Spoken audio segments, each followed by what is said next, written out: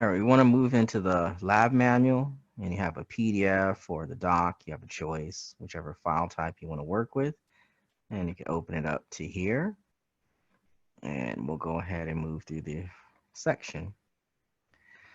So to begin, starting out with the terminology of the anatomical position, we could use this figure here, 1.8 from the textbook. Let's make that a little larger. So reviewing a person in the anatomical position. So first of all, the body position is a person is standing upright. So it's a standing position. And looking at the details, notice the head is straight forward, so there's no tilt or rotation to the neck, but straight forward. The arms are fully extended, so straight out right along the side of the torso. And the palms specifically, the palms are facing forward. So that's the convention for the hands in the anatomical position, extended alongside of the torso with the palms facing forward. We see the lower extremities, the legs again fully extended, brought together roughly, and the feet flat on the ground with the toes brought together. And so that's the anatomical position. So this is always the reference. And now we have the anatomical landmarks. You can see all across this figure here, there's a labeling for the different body parts. For testing, we're only going to be limited to what's right here in the lab manual. So we do not need every term in the textbook, but you do need every term in the lab manual. So we'll start here with the term abdominal, and we'll move through the list. So of course the abdominal area, right, the area of the belly, and you can see the term here, abdomen. Antecubital specifically means the front of the elbow, and it says it here, you notice. Antecubitus, the front side of the elbow joint. Brachial, we're looking at the arm, but it's the area between the shoulder and the antecubitus. So think about the location of your funny bone, your biceps brachii. That's the brachial region. Cervical is the area of the neck, cervices. Digital is a general term for the fingers and toes, the digits, fingers and toes. However, we'll see some of them have a distinct name. Certain extremities have a particular name, and that's the next one, hallux. So as we just said, digits is a general term for your fingers and toes. However, your big toe, your middle toe, gets that distinct term there of the hallux, whereas the other remaining toes are simply called digits. The crus, this is the area now between the knee and the ankle. That's the crus. So that lower portion of our, what we commonly call our entire leg, just from the knee to ankle is the crus. Oculus is the area of the eye socket. So we're able to see that there, oculus. Otic, the spelling O-T-I-C, is one name for the ear. So I'll just make that larger so you can see this here. So you see there, O-T-I-C, that's one name for the ear. This term is correct auris, A-U-R-I-S, but otic will cut down on some confusion, and we'll come back to that. Pollex, this is now specifically the term for the thumb. So again, the general term for many of the fingers and toes, digits, but the thumb gets that distinct term, pollex, and our big toe again is the hallux. The remaining fingers are all collectively called digits, fingers and toes. Plantar, that's the sole of the foot, the soles of the feet. Whereas femur, that's the area of our thigh, the location of the femur bone, or our thigh. This next column here, acromial, is the area of the shoulder. Axillary, the underarm, the armpit, is the axilla. Bucca, specifically the area of our cheeks, is the bucca, or in our cheeks. Cranial, so we're looking at the top portion of the head, and specifically the location of your brain. That would be the cranial cavity. Gluteals are posterior, so we're looking here, our gluteal region. Inguinals, the groin, so we notice we're looking here at the hip joint, and that's the inguine. Lumbars, the lower back region. And now we have this term oris, spelled O-R-I-S. And this term is pertaining to the mouth. So we'll get a pointer. And you notice here, O-R-I-S, the area of the mouth, not to be confused with A-U-R-I-S. That's one name for the ear. And I mentioned to cut down on confusion, I'll point out the alternate term otic. Okay, but oris and otic, these are both terms for the ear.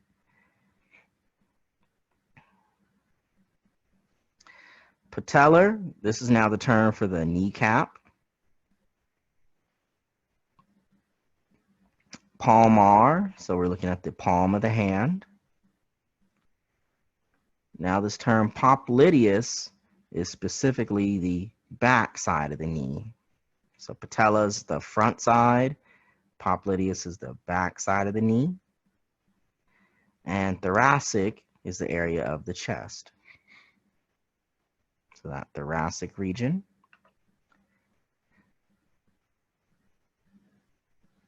So now, still with that anatomical position in mind, the standing position, we have now these terms to describe the location of various features, and you would use it to just compare.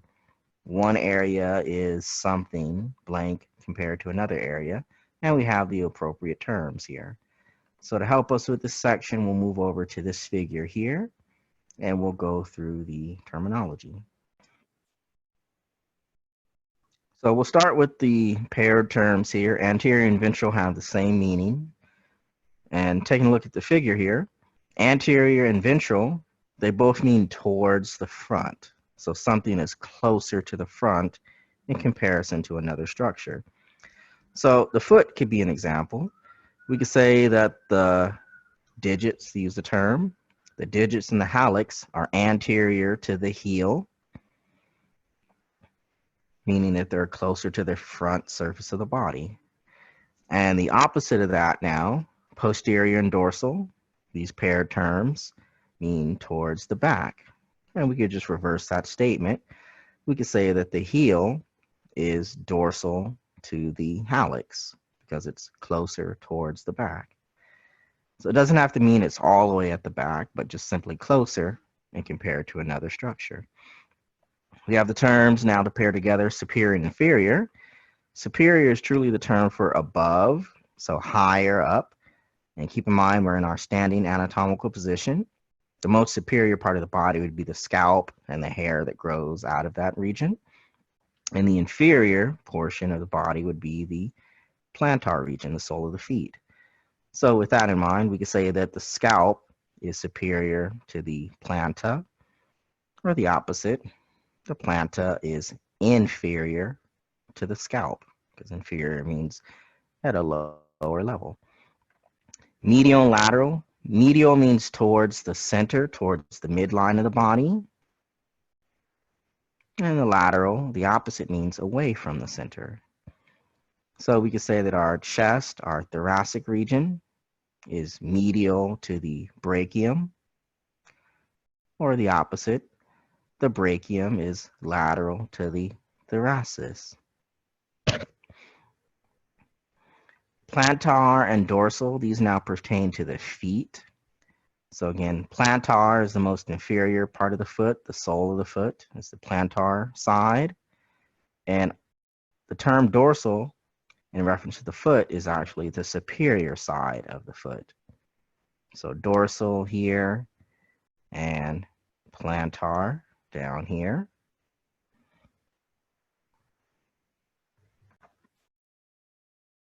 Now going to the hand, palmar is the anterior side of the hand, the ventral side of the hand facing forward. And dorsal, this is now the dorsal side, or it's just simply the posterior side of the hand. And we'll just go back to this figure. So the palmar is the anterior side of the hand, and then the dorsal side of the hand, simply known as dorsal. Superficial and deep, to pair these together. Superficial means towards the surface. Your skin is a perfect example. And now deep means that it's an internal structure away from the surface. We have to do some dissection to see a deeper feature. So a good example would be our skin is superficial and our bones are deeper. Our bones are deep to the skin. On the next page, we have the term here, proximal and distal. And a good place to use these would be our appendages. So the term proximal, this now means closer to the origin. And you notice here for your arms and your legs, well, they originate off of the torso. That's where they develop. So the proximal side of your appendages are the sides that are physically attached on to the torso. And now traveling away from that is the term distal. It means away from the origin. So to use this term, we could say that our antecubitus, right, the area here, the elbow, the antecubitus is proximal to the wrist. Proximal because it's closer to the origin point. Or the term distal, we could say that our toes are distal to our patella. The digits are distal to the patella because they're further along the length, further away from the origin. So that's the terms there, proximal and distal. We have the next pair of terms here, parietal and visceral. And these terms now pertain to a serous membrane. So I just want to bring that up for us. So it was at the end of a lecture, we started to talk about the fluid-producing serous membranes. They're found in the area of the ventral body cavity, the area of the torso for the most part. And we'll start here.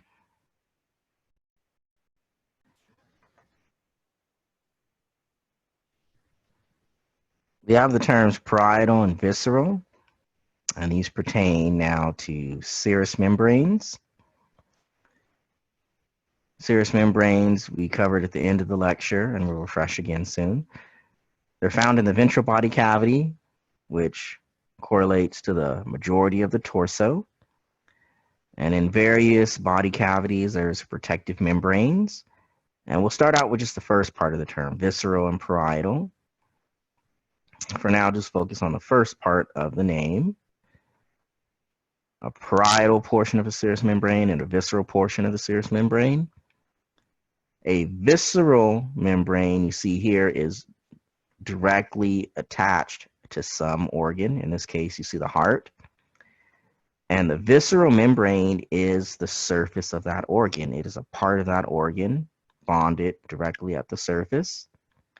Whereas a parietal portion of a serous membrane, you notice there is a cavity, this space, and then lining the wall of that cavity, bordering the space, that is the parietal portion of the membrane. So the parietal membrane, it's the serous membrane that lines around a cavity. The visceral portion of a serous membrane is directly fused to some organ. And now you have this section here to practice with some of the terminology. And we'll go over this at the end.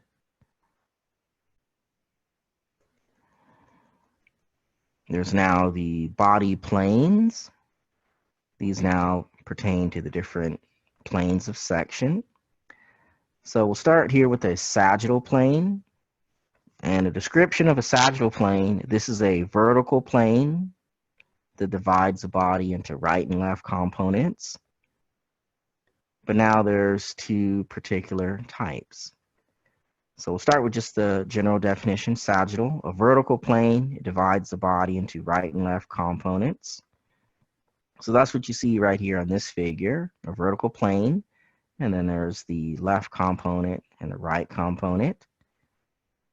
Now, specifically a mid-sagittal plane. A mid-sagittal plane is a sagittal plane that's directly in the medial part of the body. And that's what this happens to be specifically. You notice it's right down the center of this figure. So that makes it a mid-sagittal plane. Whereas the term parasagittal is still a vertical plane that divides into right and left components, but parasagittal cannot be directly in the midline. It has to be slightly lateral. So if I draw this blue line here, this would represent specifically a parasagittal plane, a vertical plane that divides into unequal right and left components, whereas mid-sagittal plane is a vertical plane that divides into equal-sized right and left components. There's now frontal or coronal plane. Either term could be used. This is a vertical plane. However, it divides the body into anterior and posterior, front and back. So that's what we see here as a frontal plane. So it's running in the vertical plane, vertical direction, and we're left with the anterior portion and a posterior portion. Transverse plane. Transverse is a term for horizontal. So you notice here, this transverse plane now divides into superior and inferior portions. And then lastly, anytime we see the word oblique, oblique means that something's at an angle. So it's not vertical, it's not horizontal, but an angle, any angle between. So that's what I drew in here, representing some oblique plane.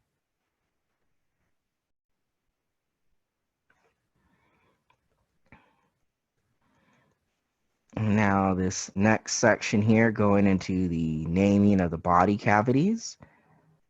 And we could move to these two figures here we'll expand upon.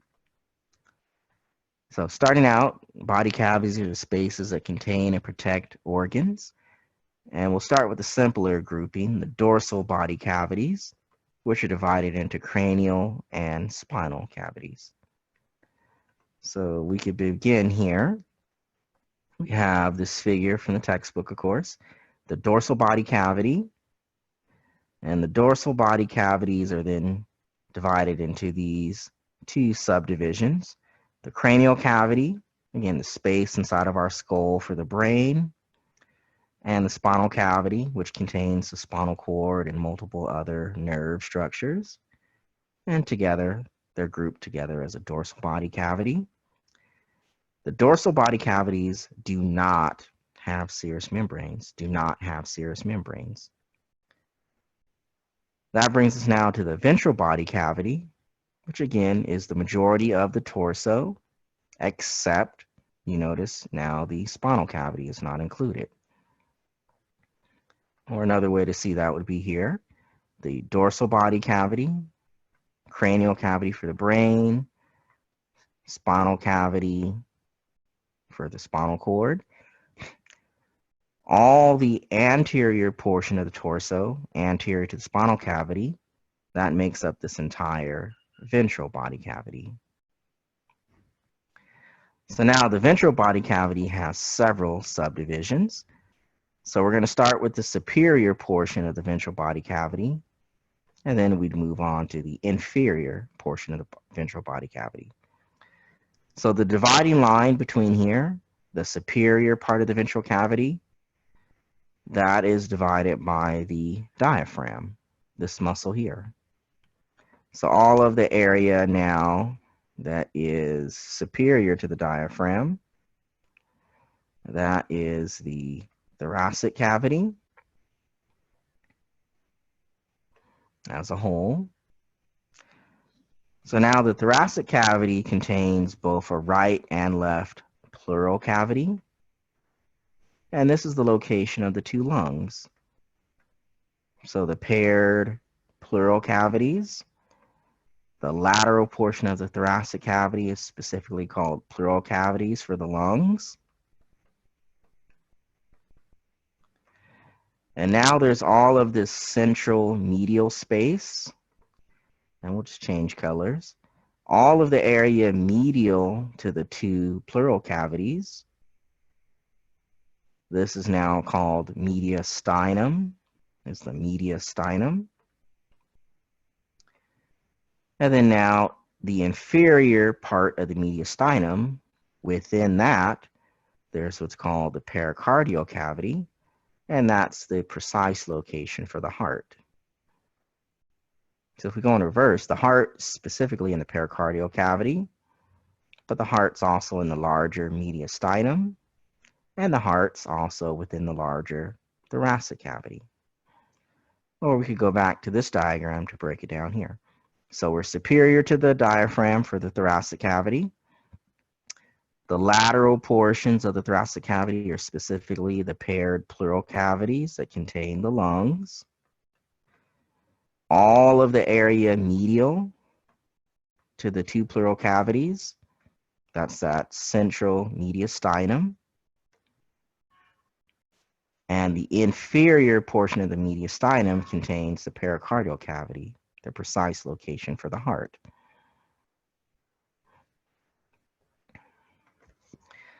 So you can list out organs that are located in each of these. You do not have to memorize every organ that's in each body cavity.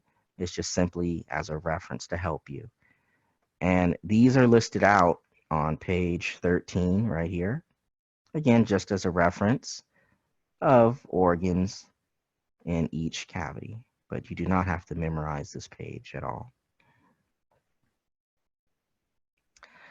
So now inferior to the diaphragm is the abdominal pelvic cavity. So there's the superior abdominal cavity and the inferior pelvic cavity. And we know we've reached the pelvic cavity once we reach that area of the pelvis. You can see the hip bones there. So that's that border in that case. So now for the superior abdominal cavity, it's divided into the subdivisions, a peritoneal cavity and a retroperitoneal space. The peritoneal cavity is the anterior part of the abdominal cavity. Retroperitoneal space is the posterior area of the abdominal cavity. So to get a good look at that, again, we can see the breakdown here. Inferior to the diaphragm, abdominal pelvic. The more superior abdominal cavity, and definitely your digestive organs and your kidneys are good examples here. The inferior pelvic cavity, and you notice reproductive organs in the area of the pelvis is a great example. And now seeing this view here, we have the entire abdominal cavity. The anterior portion is that term peritoneal cavity, and it's the posterior portion of the abdominal cavity. It's known as retroperitoneal space. So as an example, your stomach and your liver are in the anterior peritoneal cavity. Your kidneys and your pancreas are in the posterior retroperitoneal space. And we'll use a poster here to illustrate this. So here we have a view. You notice we're looking into the abdominal pelvic cavity here. And we can see the stomach and small intestines, large intestines. We're definitely seeing organs that are in the more anterior peritoneal cavity. But as we skip from first layer to second layer, we're moving organs now. Here on this third layer image, now we can see the spleen and the kidneys and the pancreas. This is now that dorsal part of the abdomen known as the retroperitoneal space we can now see being exposed. And again, pelvic cavity, just once we reach down to the bones of the pelvis. And reproductive organs are found in this very inferior pelvic cavity. So now related to the ventral body cavity only, that's where we have the various serous membranes. And again, you can refer back to the end of lecture. These are fluid-producing membranes, a very watery secretion that's produced from membranes that are in the ventral body cavities. And specifically, the body cavities that contain serous membranes. It's the pericardial cavity for the heart, the peritoneal cavity for the stomach and intestines, and the pleural cavities for the lungs. So only those three have serous membranes. And so we'll point it out again. There's the pleural cavities for the lungs that have serous membranes, the pericardial cavity for the heart, and the peritoneal cavity for the intestines. We now want to go back to the terminology of visceral and parietal and how that pertains to serous membranes. The parietal membrane is bonded to the wall of the cavity. The visceral membrane, of course, is connected to the surface of the organ, bonded to the organ. And we see that each of those membranes are in a pair. A visceral pericardium, that's the membrane that's attached to the heart, producing a fluid. Lining the cavity around the heart is parietal pericardium, and that was illustrated here on this figure. So looking at the full name, visceral pericardium is attached right onto the surface of the heart. Parietal pericardium is lining around the pericardial cavity. So we have that paired relationship. And that's the case for the next two examples. The visceral peritoneum, this would be the membrane bonded to the surface of your stomach or intestines, lining the anterior wall of the abdominal cavity. That membrane is called parietal peritoneum. The visceral pleura, this is the membrane bonded to the surface of the lung, and then lining the pleural cavity. That would be the parietal pleura. So you could practice with these four examples here, and we'll go over the terms. And you see a description about the peritoneal membrane, the peritoneal cavity, and retroperitoneal space. And that'll finish up lab 1. And again, I'll finish up by going over the answers for any of these questions.